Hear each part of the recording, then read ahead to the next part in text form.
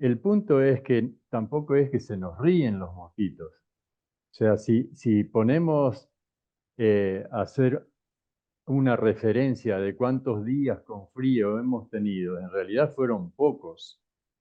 Y ahí yo creo que está el punto de la cuestión, porque ustedes tienen que pensar que los mosquitos se crían en ambientes acuáticos o en el agua, si se quiere, para ser más contundente y gráfico.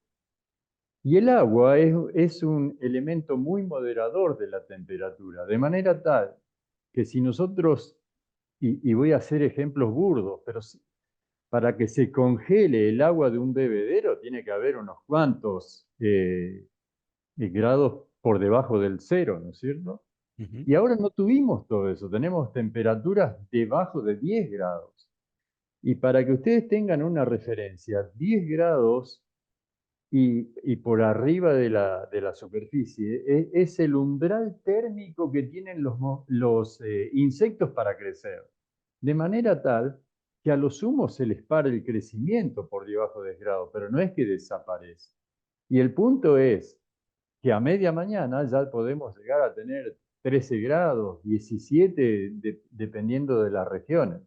De manera tal que me parece que estamos apurados para que desaparezcan, pero lo cierto es que no tuvimos esa seguidilla de de temperaturas bajo cero en una seguidilla de días. Y eso es lo que nos está faltando. Y Ujú. van a ver, y grábenselo esto, cuando aparezca eso, obviamente el aluvión de mosquitos va a desaparecer. Ujú. El aluvión no quiere decir que por ahí no queden algunos, porque ustedes también deben pensar que la ciudad, con todo el cemento que tiene, también amortigua la temperatura. Es decir, si en el medio del campo, a la intemperie, tenemos grados bajo cero, en la ciudad no es tan así. Yo creo que por ahí pasa la explicación. Y obviamente no nos apuremos Ajá. por verlos desaparecer, Ah, porque todavía faltan esas heladas continuas. o sea, ya tiramos por la borda esas incluso teorías conspirativas que hablaban de que estaban alterados genéticamente, No, para erradicar la raza argentina del mundo, por ejemplo. no, no, no, por favor, no vayamos a extremismos. Yo creo que el humano tiene poca memoria y realmente nos estamos manejando aparte sin datos. Cuando uno empieza a comparar datos, se da cuenta por dónde pasa la cuestión. Y a mí hubo un estudio que me impactó mucho cuando estudié a los gusanos blancos como plaga del trigo. Y entonces, nosotros decíamos, no, todo el mundo lo decía, ¿eh? Eh, con las bajas temperaturas del suelo, la larva del bicho torito se va más abajo. Y nosotros que muestreamos más de 800 lotes en un año, nos dimos cuenta que era el azar lo que determinaba la profundidad del gusano blanco. Así es que por ahí estaba arriba o por ahí estaba abajo, en los 30 centímetros de profundidad.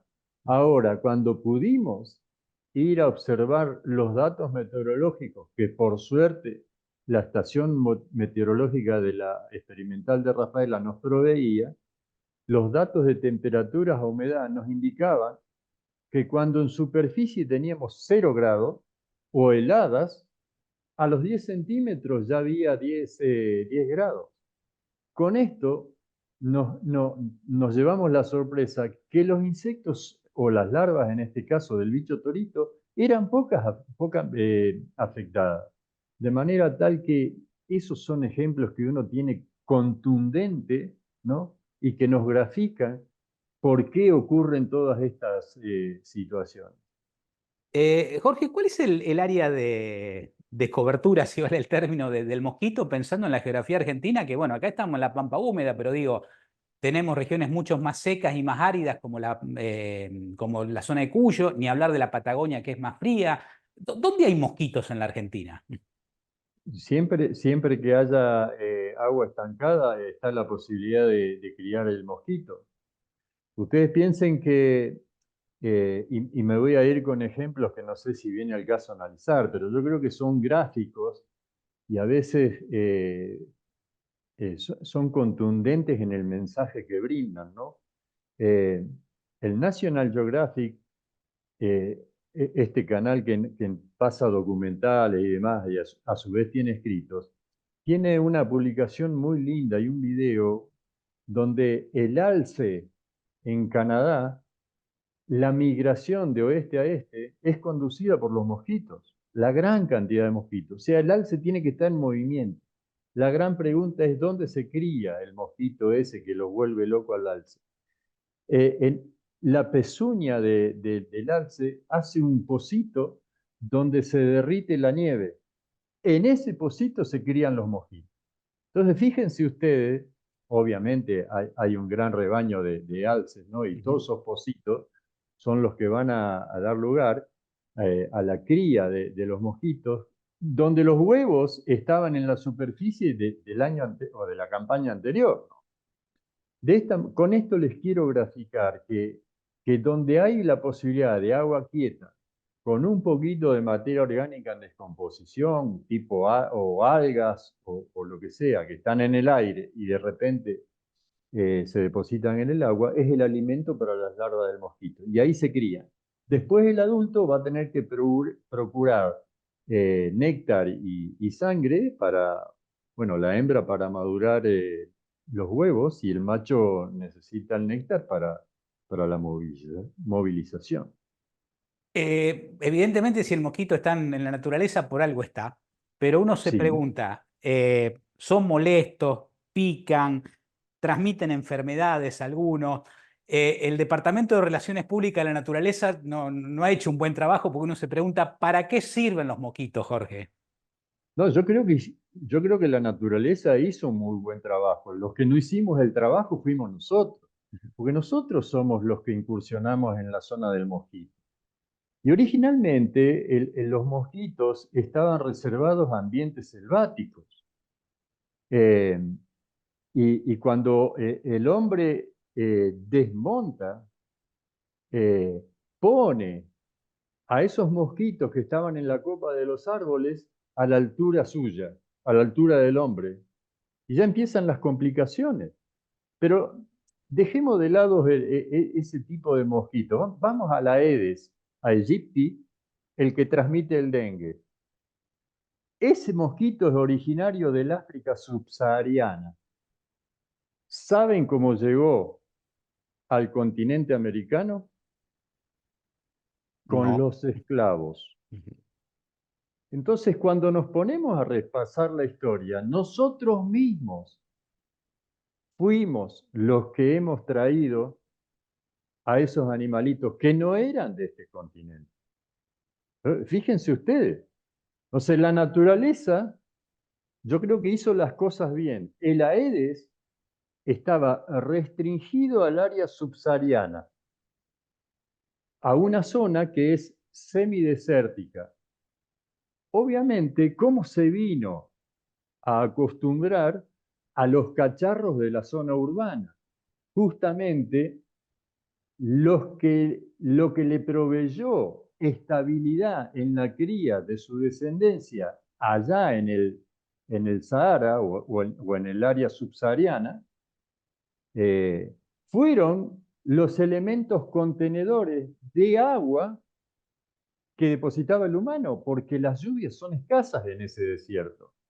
Y ahí se vino a poner en contacto con el hombre. Fíjense ustedes qué interesante. Y de ahí, bueno, toda la consecuencia, ¿no?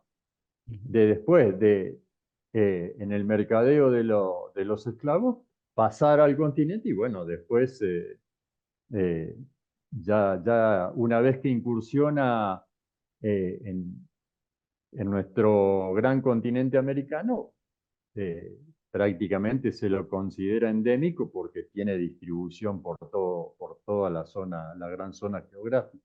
Ujú. Debemos hacer entonces uso de la frase, si no puedes con tu enemigo, únete a él. Y bueno, Y yo creo no que nos queda sí. más que convivir, en definitiva, con el mosquito. Bueno, de eso se trata, y no solamente con los mosquitos, sino con cualquier tipo de animal.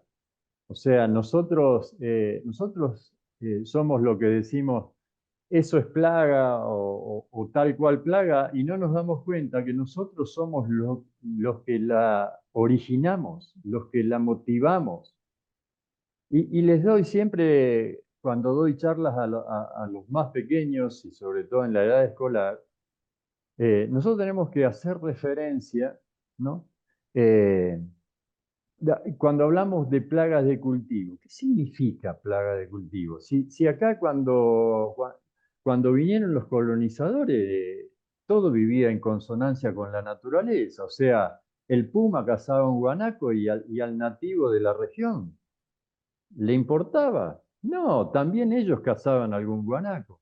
Ahora, cuando el colonizador trajo las ovejas, el ganado vacuno y demás, ¿qué hizo el puma? Y las tengo cerquita en un corral y vamos a hacer uso de eso. Entonces, el hombre es el que se incursionó en el ambiente del animal. Entonces, porque el puma le mató un corderito, vos sos plaga. No es así. Están, yo creo que hay que replantearse la forma de convivir con las plagas. Lo mismo si quieren llevarlo a un extremo, podemos decirlo con el maíz o la soja. De repente tenemos 20 millones de hectáreas de soja en toda la República Argentina. Nosotros desparramamos soja a ton y son, ¿no? Sin ton ni son. Y de repente queremos que las plagas del norte no se comuniquen con las del sur. ¿Me explico? Sí, sí. Somos nosotros los que ponemos la manteca en el hocico del perro.